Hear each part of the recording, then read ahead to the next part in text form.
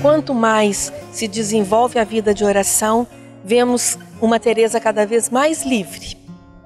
Livre diante da própria autoimagem. Ela vai dizer, começaram a falar mal de mim. Isso é muito importante para os tempos de hoje, não é?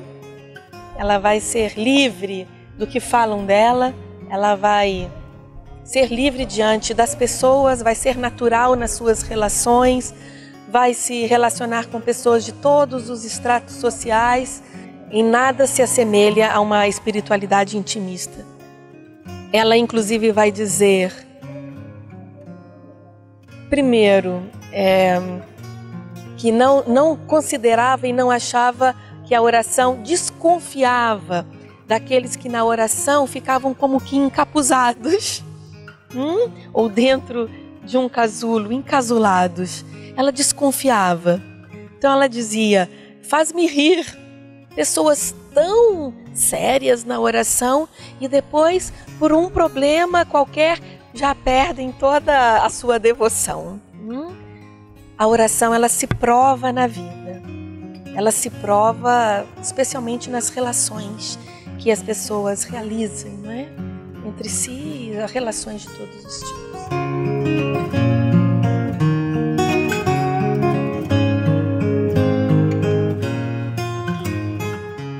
O dualismo entre o corpo e a alma é uma herança neoplatônica. Nós temos esta herança e ela pode ser vista ao longo dos séculos com roupagens diferentes. Teresa, como nós, e mais do que nós, foi uma vítima deste dualismo, o dualismo que deprecia o corpo em função da alma. Nós sabemos disso, não é? O que vale é a alma, a vida interior, o corpo é depreciado e inclusive as profissões relacionadas ao corpo, trabalho braçal, serão depreciados em relação à vida no espírito, de oração e até mesmo intelectual. Então, Teresa vai ter uma atitude muito interessante de integração. Não é uma integração que se faz de uma hora para outra, é uma integração que se faz ao longo da vida. A própria relação e descoberta do Cristo como humanidade sagrada vai mostrar a importância do corpo e da vida concreta. E Teresa tem em seus escritos muitos testemunhos para ouvir o corpo, respeitar o corpo, fazer com que o corpo dialogue com o espírito, e isso vai valer para os seus conselhos com relação à oração. Não há por que fazer do corpo um escravo na oração, não é? Há que escutá-lo, ouvi-los em seus tempos e em seus movimentos. Qual é o ponto essencial que vai fazer com que Teresa seja uma defensora do corpo? É teológico. É perceber a importância da humanidade de Cristo e como que esta encarnação do Filho de Deus vai trazer uma nova noção de Deus. Teresa abandona a noção do Deus longínquo e que atua a partir de fora e vai perceber esse Deus atuando perto, amigo, comprometido com a nossa existência, comprometida com a vida de cada um, comprometido com a história, comprometida com o mundo da criação. Há uma dimensão até cósmica.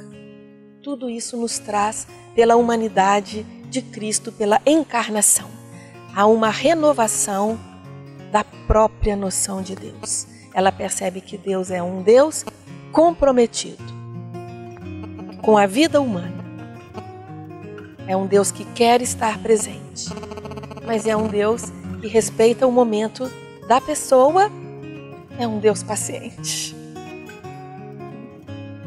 Ela vai dizer, né? Bendito seja Deus que tanto me esperou. Ou seja, ela sabe que mesmo que Deus queira, se a pessoa não se abre ao amor de Deus, Ele não pode atuar. Então Deus nem está longe nem fora. Ele está perto e Ele atua a partir de dentro.